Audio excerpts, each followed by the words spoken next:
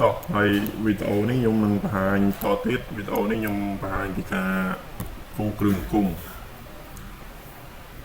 គូធ្នឹមសសរហើយនឹងកម្រើខណ្ឌឥឡូវអានេះយើងមើល plan view នេះមានន័យថាជាន់នេះយើងមើលហើយយើងគូយើងត្រូវមើលតាមនឹងដែរអានេះសម្រាប់ចុចកម្ពស់ជាន់ឡើងលើអានេះសម្រាប់ចុចចុះហូមហើយ Etabs បើយើងយកមកដល់ជាន់ base នេះមានន័យថានេះអាចជាន់ក្រោមនេះយើងគូអត់បានទេនេះឃើញលោតអាកន្លែងមកកាត់សនេះសគូអត់បានទេ Etabs មានន័យថាគូពីលើចង់មកក្រោមវិញវាមិនមែនគូពីក្រោមឡើងទៅលើបាននេះហ្នឹងបើយើងចង់គូជាន់ base ហ្នឹងបាននេះយើងត្រូវឈរនៅលើមើលនៅ view plan មកតែយើងត្រូវឈរនៅលើជាន់លើវាមួយទៀតហើយនេះខ្ញុំមានតែ base ហើយគឺ ground floor បាទជាន់តដីអញ្ចឹងខ្ញុំចុចអានេះឡើងលើវិញមកនេះខ្ញុំដាក់ចំណាំដាក់ GS មានន័យថា ground floor ហើយខ្ញុំចាប់ផ្ដើមគូទៅសខ្ញុំចុចលើអា quick draw column នេះមកគឺគូទៅសលឿនវាចុចមួយក៏បានហើយយើងអស់មកសាចេះទាំងអស់ក៏បានដែរអញ្ចឹងខ្ញុំចុចលើ quick draw column នេះមកហើយអានេះគឺខ្ញុំគូជាន់តដីទៅក្រោមហ្នឹងមានន័យថាខ្ញុំគូកតសដែលឡើងពីហៃខេបយើងមកនៅខ្ញុំចាប់ផ្ដើមគូហើយខ្ញុំជ្រើសរើសកន្លែង property នេះខ្ញុំជ្រើសរើសយក column ហើយកតសខ្ញុំយក2535មកនេះខ្ញុំបានបង្កើតរួចហើយក្រោយមកខ្ញុំចាប់ផ្ដើមអុសនេះចាប់ផ្ដើមអុសមើលមកនេះខ្ញុំចង់ចុចម្ដងមួយចឹងក៏បានឃើញលោតទេនេះតែខ្ញុំអត់ចង់គូចឹងទេខ្ញុំលុបវាចោលវិញខ្ញុំចោលផ្នែក quick draw នឹងដែរហើយ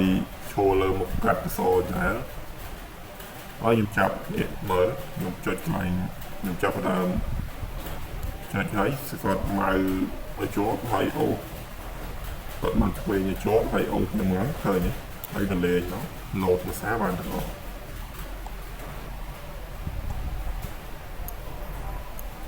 ហើយបច្ចេកកន្លែងនឹងមួយទៀតនេះករណីបើសិនជា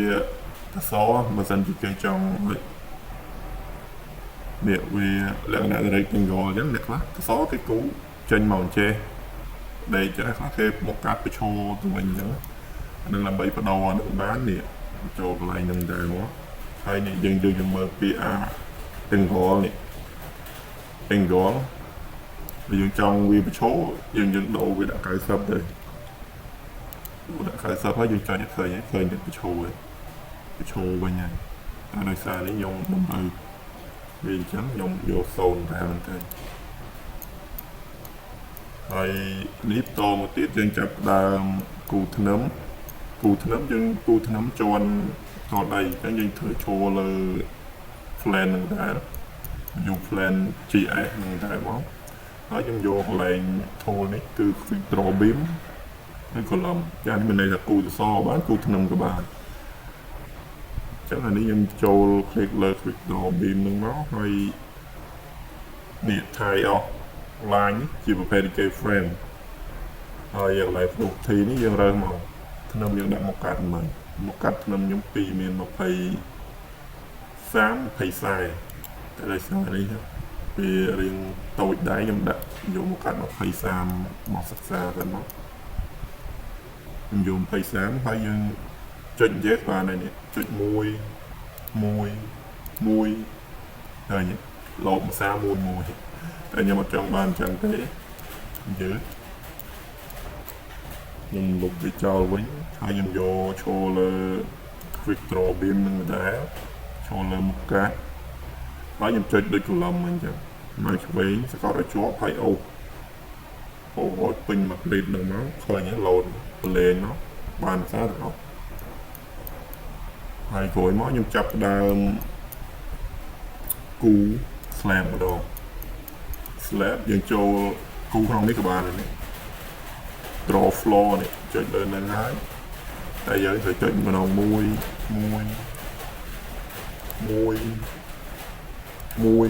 ហើយយើង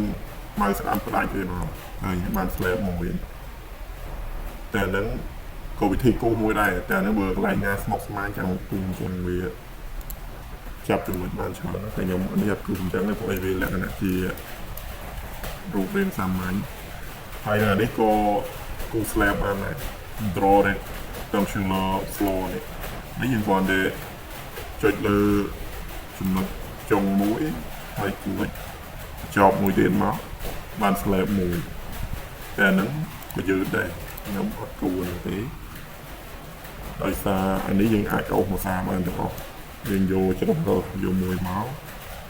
យក quick draw floor ហើយយើងចុចវាហើយយើងជ្រើសរើសយកមកកាត់ slab ដែលយើងយកមកប្រើប្រាស់ជាន់ស្រដីយើងយកកម្រាស់វាមកតាក់ទេហើយខ្ញុំចាប់ផ្ដើមស្កត mouse ឆ្វេងឲ្យជាប់ហើយអូសមកដូចយើងគូថ្នាំគូសសរពីដងមកហើយបលែងមកបានទាំងអស់ហើយ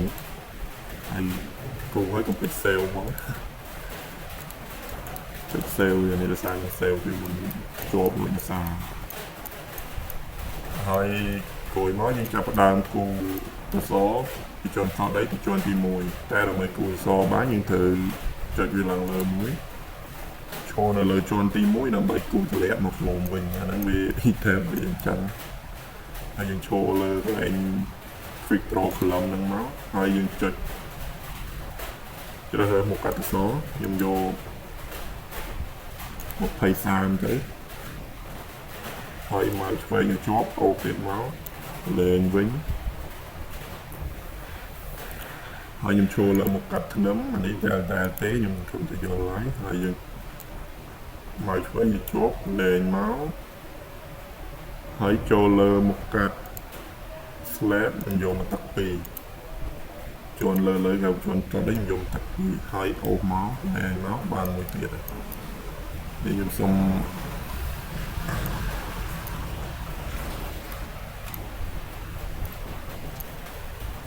ហើយ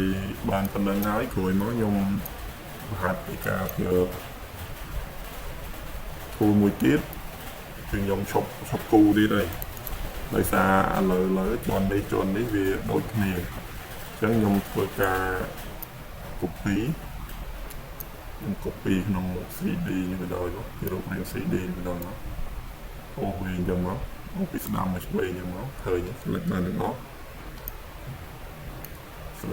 ហើយយើងចូលមកកន្លែង edit ដើម្បី copy វាបានយើងយក replicate ហើយយើងយកពាក្យ story គឺយើង copy តាមជាន់ពីជាន់មួយទៅជាន់មួយទៅអញ្ចឹងនេះជាន់តដីយើងមានហើយយើង copy ជាន់ទៅជាន់ទី2ហើយនឹងជាន់ slide bar យើងចុច click ចឹងមកនេះចុច click 2យ៉ាងបានយើងចុច click លើជាន់ទី2មួយហើយយើងចុច shift ចុចលើកន្លែងជាន់តទៀតមកយើងចង់ copy ទៅហើយបលែងមក select ភាសាបានអស់ហើយយើងចុច apply មកឃើញឡូនេះបើយើងមិនទាន់ចុចវាបានតែយើងឡូហ្នឹងយើងមានន័យថា copy ជាន់